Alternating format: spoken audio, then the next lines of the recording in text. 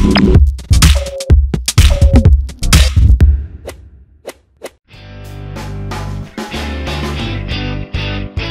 sou o Thiago Feitosa e a gente tem mais um vídeo de atualidade, agora falando sobre as migrações no mundo contemporâneo. A migração é um fenômeno bastante curioso, bastante importante para entender uma série de questões do mundo moderno. Primeiramente, a gente precisa entender por que as pessoas migram. Existe uma ideia de que as pessoas migram em busca de melhores condições de vida. E isso é uma obviedade, né? Você não vai migrar em busca de piores condições de vida. No entanto, os fatores que são determinantes para a migração são os chamados fatores de repulsão. A ocorrência de guerras, a ocorrência de epidemias graves de doenças, desemprego em massa, miséria, fome, problemas sociais de ordem diversas, ou seja, fatores negativos que existem no lugar onde você vive que vão levar a pessoa a migrar. O ser humano, por natureza, ele não é muito aventureiro, ele tende a se fixar, mas nos momentos de necessidade extrema, as migrações vão acontecer. E ao longo da história da humanidade, tivemos vários ciclos migratórios importantes. Porém, cabe agora, nesse mundo moderno, dito como globalizado, a gente fazer algumas análises a respeito disso, né? Existe um mito em torno da globalização de que é um fenômeno abrangente, que permite que as pessoas desfrutem do mundo todo, de que é uma democracia, de que vivemos uma cidadania mundial. Isso é uma falácia. Na verdade, existe uma globalização do capitalismo, dos fluxos de produtos, do consumo, da informação. Você hoje tem a facilidade de comprar produtos do mundo inteiro.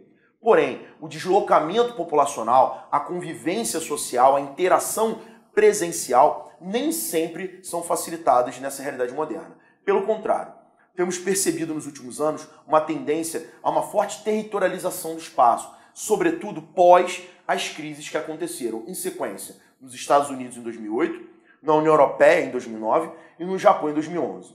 Os grandes centros da economia mundial foram abalados. Isso fez, pessoal, com que várias pessoas no mundo inteiro começassem a se deslocar com maior intensidade. Na questão migratória, pessoal, a gente observa algumas tendências. Os Estados Unidos, por exemplo, são grandes receptores populacionais e até bem pouco tempo eram os maiores receptores do mundo, né? Sobretudo através da sua fronteira com o México. Na atual gestão do país, com o presidente Donald Trump, a gente percebe um recrudescimento, ou seja, um maior rigor nas relações com imigrantes, né? Propondo inclusive a constituição de um muro na fronteira com o México. Os estadunidenses alegam que a fronteira com o México é uma passagem facilitada não só de pessoas, mas também de armas, de drogas, de uma série de produtos ilegais, e isso faz com que o governo tenha uma postura um pouco mais incisiva, né? No entanto, a gente percebe que a América Latina como um todo sempre foi uma área de influência dos Estados Unidos, e sempre almejaram, né, as pessoas dessa região viver nos Estados Unidos como uma forma de melhoria das suas vidas, né? Vemos isso a partir do México, vemos isso a partir da ilha cubana, onde os Estados Unidos sempre foram grandes receptores de mão de obra. E o imigrante representa uma grande fatia, né, uma forte camada na sua sociedade. Porém, nos últimos anos, né, sobretudo nos últimos 5 anos, a gente percebe que a Europa tornou-se foco de um grande fluxo migratório. Sobretudo, pessoal, com a forte instabilidade que existe na África e também na Ásia.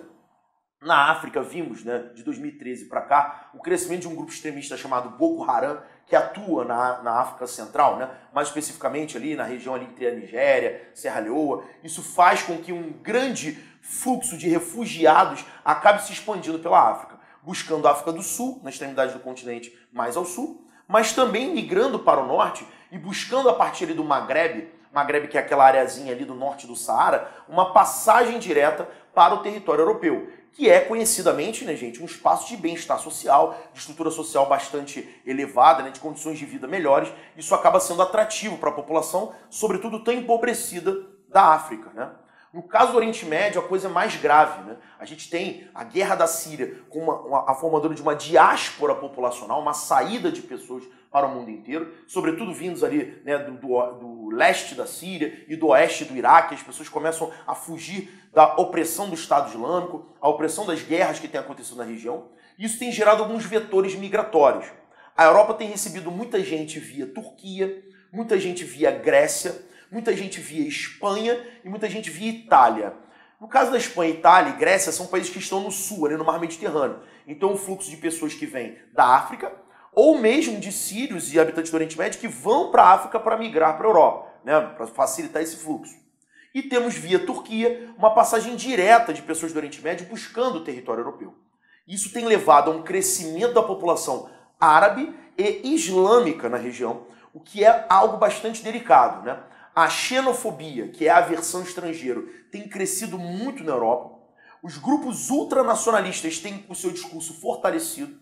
Por quê? À medida que você tem muitos migrantes da região do Oriente Médio, o grupo radical Estado Islâmico tem também enviado, no meio desses refugiados, pessoas mal intencionadas para causar atentados dentro do continente. E claro, isso gera um rótulo sobre o imigrante, como se todo imigrante fosse um potencial terrorista, o que é uma grande injustiça.